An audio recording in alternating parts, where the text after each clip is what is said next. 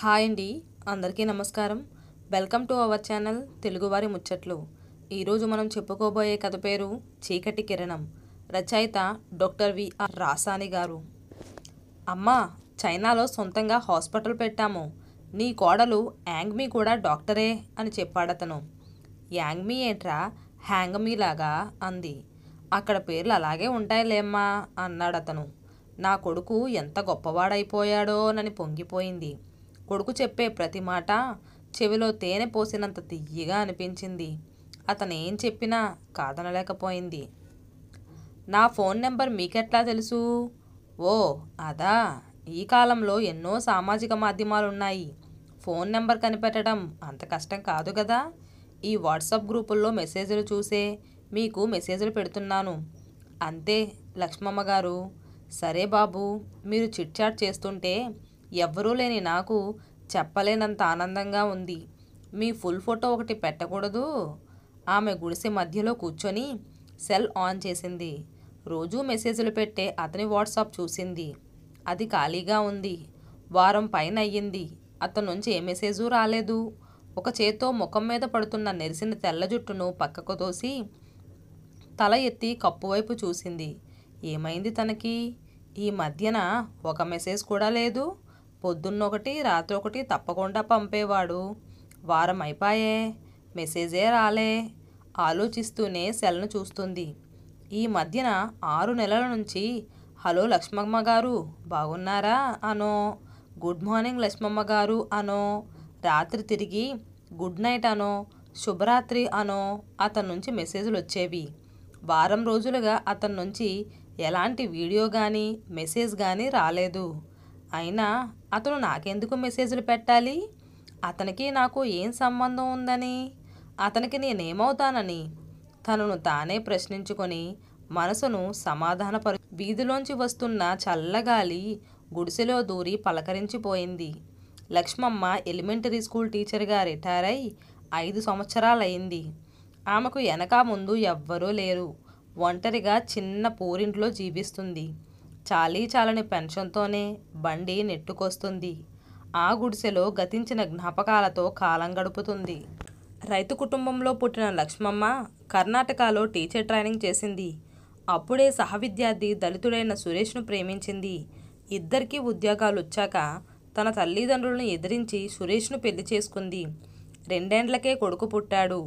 ఆషాఢమాసంలో పుట్టాడు కనుక ఆషాఢశ్రీ అని పేరు పెట్టుకున్నారు. చూస్తుండగానే కాలం దొర్లిపోయింది. ఆషాఢశ్రీ ఇంటర్ పాస్ అయ్యాడు. కానీ మెడిసిన్లో సీట్ సంపాదించలేకపోయాడు. ఎలాగైనా సరే మెడిసిన్ చేసి తీరాల్సిందే అని పట్టుబట్టాడు. అతని పట్టుదలకు ముచ్చటపడి మెడిసిన్ కోర్సు కోసం చైనాకు పంపారు తల్లిదండ్రులు. అయితే ఆషాఢశ్రీ అక్కడే చైనా అమ్మాయిని ప్రేమించి పెళ్లి చేసుకున్నాడు. ఆ వార్త విన్న లక్ష్మీ సురేషులు మనసులు అల్లాడిపోయాయి. తాము తమ తల్లిదండ్రులను ఎదిరించి వివాహం చేసుకున్నప్పుడు కొడుకు వాడికి నచ్చిన అమ్మాయిని పెళ్లి చేసుకుంటే ఏమైపోయిందిలే అనుకొని మామూలుగా ఉండిపోయారు. ఆషాఢశ్రీ మెడిసిన్ పూర్తి చేసి అక్కడే ఉద్యోగం కూడా సంపాదించాడు. కొడుకు కూడా పుట్టాడు. ఒకసారి ఇండియాకొచ్చి మనవన్ని చూపిస్తే మేము సంతోషిస్తాం అని ఫోన్ల ద్వారానే చెప్పుకున్నారు. అలా ఎన్నోసార్లు చెబితే ఎప్పుడో ఒకప్పుడు వీలు చూసుకొని వస్తాంలే అన్నారు. 3 ఏండ్లు గడిచిపోయాయి. దాంతో కొడుకుపైన ఆశ వదిలేసి బ్యాంకులో లోన్ తీసుకొని పేటలో ఒక ఇల్లు కట్టుకున్నారు. ఆ ఇంట్లో 2 ఏండ్లు వారి జీవితం సంతోషంగా గడిచింది. ఒకరోజు సురేష్కు ఉన్నట్టుండి హార్ట్అటాక్ వచ్చి పోయాడు. కొడుకు ఫోన్లో అనుభూతి చూపించాడు కానీ తండ్రి చావుకు మాత్రం రాలేదు. లక్ష్మమ్మ చాలా దిగులు పడిపోయింది. ఒకరోజు హఠాత్తుగా ఆషాఢశ్రీ ఇండియాకు వస్తున్నానని మెసేజ్ పెట్టాడు. లక్ష్మమ్మ సంబరపడిపోయింది. తన కొడుకు వస్తున్నాడని కొలీగ్స్కి తెలిసిన వాళ్ళకి చెప్పుకొని సంతోషపడిపోయింది. ఆమె మేలు కోరుకునే సహ ఉద్యోగిని పుట్టా నాగులమ్మ, కొడుకొస్తున్నాడని చాలా మురిసిపోతున్నావు. మీకు చెప్పకుండానే మరో దేశపు పిల్లను పెండ్లి చేసుకున్నాడు. అంత నమ్మకం పెట్టుకోకు, కొంచెం మెలకువగా ఉండు లక్ష్మి అని హెచ్చరించింది. నాగులమ్మ హెచ్చరిక లక్ష్మమ్మ చెవికెక్కలేదు. కోడల్ని మనవన్ని కూడా చూడాలని ఉందిరా, తీసుకొస్తావు కదా అని మెసేజ్ పెట్టింది. చూద్దాం, అలాగేలే ఆషాఢశ్రీ తిరిగి మెసేజ్ పెట్టాడు. అది చూసి ఆనందపడిపోయింది లక్ష్మమ్మ. విదేశాల్లో ఉన్నాడు, వాడికి ఏమీ అసౌకర్యం కలగకూడదు అనుకుని ఇల్లంతా శుభ్రం చేసి నీట్గా పెట్టింది. ఎప్పుడెప్పుడు వస్తాడా అని కళ్ళల్లో ఒత్తులు వేసుకొని చూడసాగింది. అనుకున్నట్లే 10 రోజుల తరువాత ఆషాఢశ్రీ దిగాడు. బెంగుళూరు విమానాశ్రయంలో దిగగానే, అమ్మా బెంగుళూరుకు వచ్చేశాను, 2-3 గంటల్లో నీ ముందరుంటాను అని ఫోన్లో చెప్పాడు. ఆ మాట వినగానే ఆమెలోని మాతృత్వానికి రెక్కలొచ్చినట్లయింది. కారు మాట్లాడుకొని మదనపల్లి మీదుగా కొన్ని గంటల్లోనే మొలకల చెరువు చేరుకున్నాడు. ఇంటి తల్వారాలో కూర్చొని చిన్నతనంలో కొడుకు చేసిన అల్లరిని, ముద్దు ముచ్చట్లని తలుచుకుంటూ ప్రపంచాన్నే మరిచిపోయి కూర్చున్ననున్న లక్ష్మమ్మ ఇంటి ముందర ఒక విలువైన కారు వచ్చి ఆగడంతో ఇహంలోకి వచ్చింది. ఆ కారులో నుంచి 6 అడుగుల ఆజానుబాహుడు భుజానికి పెద్ద బ్యాగు తగిలించుకొని దిగాడు. గడ్డం మీసాలు తీసేసి పొట్టి జుట్టుతో ఉండడంతోనూ, చాలా ఏళ్ళు తరువాత చూడడంతోనూ క్షణంసేపు గుర్తుపట్టలేకపోయింది లక్ష్మమ్మ. గబగబా లేచి ఇంటి వెలుపలకు వచ్చింది. అమ్మా అంటూ కౌగిలించుకున్నాడు ఆషాఢశ్రీ. నాయనా ఆషాఢా, ఎన్ని దినాలైందిరా నిన్ను చూసి. కొడుకును చూసిన సంతోషంలో వలవలా ఏడ్చింది. నేను వచ్చేసాను కదమ్మా, ఎందుకు ఏడుస్తావు? ఇదేరా మన ఇల్లు, మీ నాన్న నాకు మిగిల్చిపోయిన ఇల్లు. ఇంటి కప్పును చూస్తూ కళ్ళతోనే పరిచయం చేసింది లక్ష్మమ్మ. హాలు, 2 బెడ్రూములు, కిచెను, ముందర వసారా. హాల్లో నుంచే ఇంటినంతా పరిశీలించి, ఇల్లు చిన్నదైనా బాగుందమ్మా మెచ్చుకోలుగా అని గోడవైపునున్న సోఫాలో కూర్చున్నాడు. క్యాన్ నుంచి బాటిల్లో నీళ్ళు పట్టుకొచ్చి, తాగునాయనా అని అందించింది. ఇక ఆ రోజు నుంచి తల్లిని ప్రేమలో ముంచేశాడు ఆషాఢ. కొడుక్కి ఇష్టమైనవన్నీ ఎంతో ప్రీతిగా వండిపెట్టింది లక్ష్మమ్మ. బాడుగు కారులోనే కదిరి నరసింహస్వామి ఆలయానికి, తిమ్మమ్మ మర్రిమాను, కాటారుపల్లెలోని వేమన సమాధి దగ్గరికి తల్లిని తీసుకెళ్లి చూపించాడు. ఇంకొక రోజు తిరుమలలో దైవదర్శనం చేయించి, తిరుపతిలో ఖరీదైన చీరలు 2 కొనిచ్చాడు. అమ్మా నిన్ను చైనాకు తీసుకెళ్ళిపోతాలే, అక్కడ మనవడితో కోడలితో ఉండిపోదువులే అన్నాడు. మురిసిపోయింది లక్ష్మమ్మ. అమ్మా చైనాలో మీ కూడా డాక్టరే అని చెప్పాడతడు. యాంగ్మీ ఏంట్రా హ్యాంగ్మీలాగా అంది. అక్కడ పేర్లు అలాగే ఉంటాయిలేమ్మా అన్నాడతను. నా కొడుకు ఎంత గొప్పవాడైపోయాడో అని పొంగిపోయింది. కొడుకు చెప్పే ప్రతి మాట చెవిలో తేనె పోసినంత తియ్యగా అనిపించింది. అతను ఏం చెప్పినా కాదనలేకపోయింది. 10 రోజులు గడవగానే ఒక మంచి బేరం వచ్చిందమ్మా అని తల్లి నొప్పించి, అదే ఊరిలో ఒక భూస్వామికి ఆ ఇల్లును అమ్మేశాడు ఆషాఢ. నేను చైనాకు తీసుకెళ్తాను, నువ్వింక అక్కడే ఉండిపోవచ్చు అన్నాడు. నువ్వు బాగుంటే నాకు అంతే చాలు నాయనా అంది. తల్లి చేతుల్ని పట్టుకొని దజ్జాగా నవ్వాడు ఆషాఢ. తన సంతోషాన్నంతా పుట్ట నాగులమ్మకు చెప్పుకొని పొంగిపోసాగింది. ఏమైనా ఈ కాలం పిల్లకాయల్ని పూర్తిగా నమ్మటం మంచిది కాదు మేడం. ఇల్లు అమ్మేసినావు, ఇక్కడెక్కడుంటారు అంది నాగులమ్మ. నాకు ఇక్కడ ఇల్లెందుకు, రిటైర్ అయిన తరువాత నేను చైనాకు వెళ్ళిపోతాను కదా అంది లక్ష్మమ్మ. అమ్మితే అమ్మినావు కానీ మొత్తం దుడ్లు ఇచ్చేయబాక అని హెచ్చరించింది నాగులమ్మ. లక్ష్మమ్మకు నాగులమ్మ మాటలు పొద్దుపోక చెప్పుకునే నాగులకట్ట శుద్ధల్లా అనిపించాయి. అనుకున్నట్లే కొద్ది రోజుల్లోనే పాస్పోర్ట్లు, వీసా కూడా తెప్పించేశాడు ఆషాఢ. అమ్మిన ఇల్లు రిజిస్ట్రేషన్ అయిపోగానే ఇల్లు ఖాళీ చేసి తమదే అయిన ఒక పాత పూరిపాకను శుభ్రం చేయించి అందులోకి మారారు. ఆ ఇంటికి మారిన 20 రోజులకు స్కూలుకు వేసవి సెలవులు వచ్చాయి. అమ్మా నీకు ఇంక ఉద్యోగం ఎందుకు, రిజైన్ చేసేయ్, చైనాకి వెళ్ళిపోతాం కదా అన్నాడు కొడుకు. ఎందుకులే నాయనా, బంగారం లాంటి ఉద్యోగం, వేసవి సెలవులు మీతో గడిపి తిరిగి వచ్చేస్తాను. రిటైర్ అయిన తరువాత ఎట్లాగా మీ దగ్గరికి వస్తాను కదా అంది. తల్లికి తనకి విమాన టికెట్లు కొని అన్నీ సర్దుకొని గుడిసె బీగం వేసి బాడుగు కారు మాట్లాడుకొని తల్లిని తీసుకొని చెన్నైకి బయలుదేరాడు. అక్కడి ప్రదేశాలను, మనుషుల్ని చూసి మరో ప్రపంచానికి, ఇదివరకు చూడని మరో ఉపగ్రహానికి చేరుకున్నట్లు అనిపించింది లక్ష్మమ్మకు. ముచ్చటైన 3 ఏండ్ల మనవడు తెల్లదొరలా మెరిసిపోతున్నాడు. అతని నవ్వులలో వెన్నెల కురిసినట్లు అనిపించేది లక్ష్మమ్మకు. కోడలు యాంగ్మీ సన్నని మల్లెతీగలా తెల్లగా మెరిసిపోతూ ఏ దేవకన్యలాగానో అనిపించి, ఆమెతో మాట్లాడడానికి భాష సమస్య. అరాకొర ఆంగ్ల పదాలతో ఏదో మేనేజ్ చేసేది.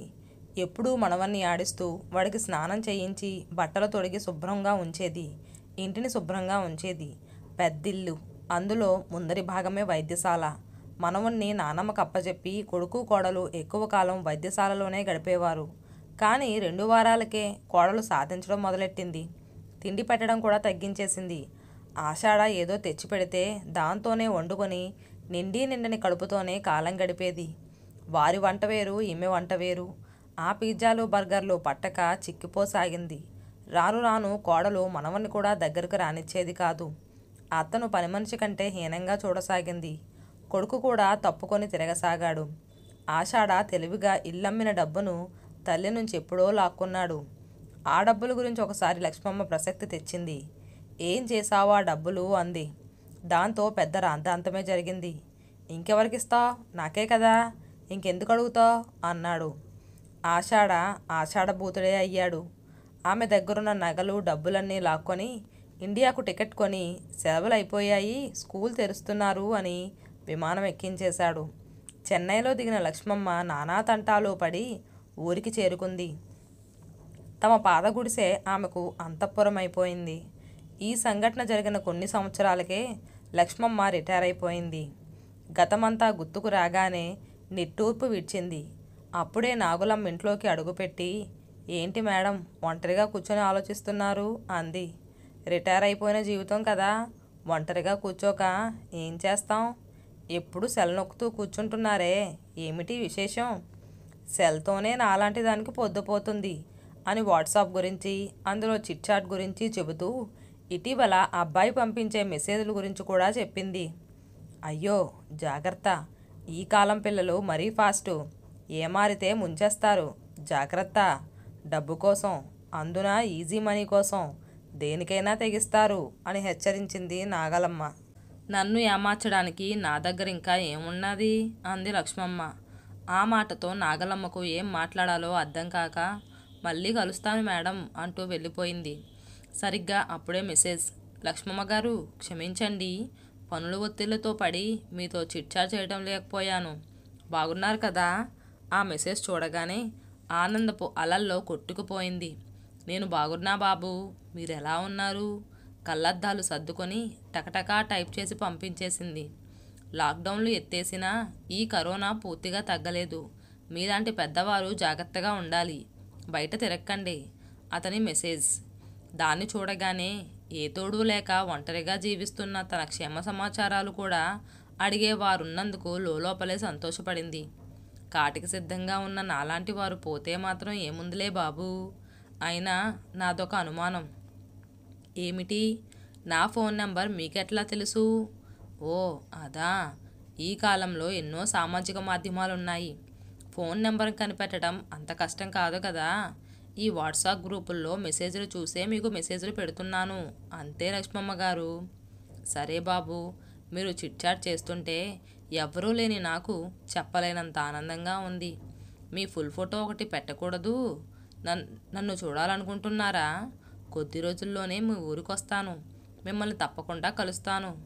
చాలా సంతోషం బాబు, తప్పక రండి.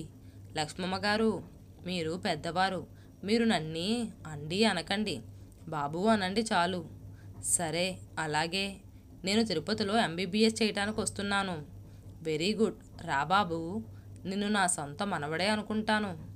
అయితే మిమ్మల్ని నానమ్మ అని పిలవచ్చా? మెసేజ్ల సంభాషణలో కొంతసేపు గ్యాప్. నానమ్మ, మీకు ఆశ్చర్యకర విషయం చెప్పినా? ఏంటి బాబు? నా పేరు ప్రదీప్. ఆ పేరు చూడగానే కొంతసేపు మౌనంగా ఉండిపోయింది. ఈ పేరు ఎప్పుడో ఎక్కడో విన్నట్టుందే. ఒక్క క్షణం ఆలోచించింది. ఏదో గుర్తుకొచ్చినట్టు తీరని బాధ. నానమ్మ, ఏమిటి మీ నుంచి స్పందన లేదు? అతని నుంచి మెసేజ్. తేరుకొని మీ మెసేజ్లు చదువుతున్నాను బాబు అని టైప్ చేసి సెండ్ అని నొక్కింది. మీకు ఇంకో ఆశ్చర్యకరమైన విషయం చెప్పనా? ప్రదీప్ నుంచి మెసేజ్. ఏమిటో లక్ష్మమ్మ ప్రశ్న. నాది చైనా దేశం. అది చూడగానే లక్ష్మమ్మ చెయ్యి ఆడలేదు. నానమ్మ షాక్ అయ్యారా? మీ నుంచి మెసేజ్ రాలేదు? కొంపదీసి నా మనవడు కాదు కదా అని ఆలోచనలో పడిపోయింది. అతని నుంచి మళ్ళీ message. Hi my dear grandma, నేను నీ సొంత మనవన్నే, ప్రదీప్ని. నీకు మా అమ్మా నాన్న చేసిన మోసం, అవమానం అన్నీ మా నాన్న ద్వారానే తెలుసుకున్నాను. మీ ఫోన్ నెంబర్ కూడా మా డాడీ డైరీలో నుంచే తస్కరించాను. మరి చైనా గ్రాండ్ సన్కి తెలుగు ఎలా వచ్చు అనుకుంటున్నారా? మా నాన్నే నేర్పించాడు. ఇక్కడ ఇంకా కొందరు తెలుగు వాళ్ళు ఉన్నారులే.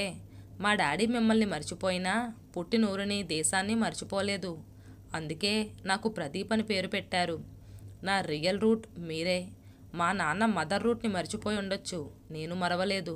మిమ్మల్ని చూద్దామనే తిరుపతి మెడికల్ కాలేజీలో సీట్ సంపాదించాను. మీరు భయపడకండి, నేనున్నాను మీకు. మెడిసిన్ పూర్తి చేసిన తరువాత నేను చైనాకు వెళ్ళను, మీ దగ్గరికే వచ్చేస్తాను. నేను మా నాన్న పుట్టిన ఊర్లో హాస్పిటల్ పెడతాను, పేదలకు సేవ చేస్తాను. లక్ష్మమ్మ కళ్ళల్లో నీళ్లు.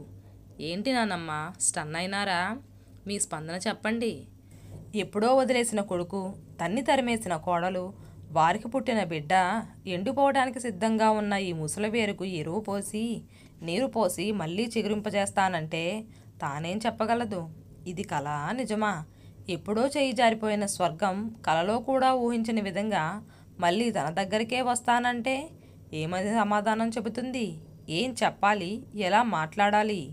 అప్రయత్నంగానే ఆమె కళ్ళు మళ్ళీ సెల్ వైపు చూశాయి. ఇదిగో నా ఫోటో. అక్షరాల కన్నీటి జడిలో అస్పష్టంగా కనిపించాయి. ఆ అక్షరాల కిందనే నవ్వుతున్న ప్రదీప్ ఫోటో. మనసారా మనవడి ఫోటో చూసుకుంది లక్ష్మమ్మ. ఆ చిరునవ్వు ముఖంలో స్పష్టంగా కనిపిస్తున్న ఆషాఢ పోలికలు చూసి క్షణంపాటు దిగ్భ్రమ చెందింది. ఇతను నాన్నలాగా ఆషాఢభూతి కాదు కదా అనుకుంది.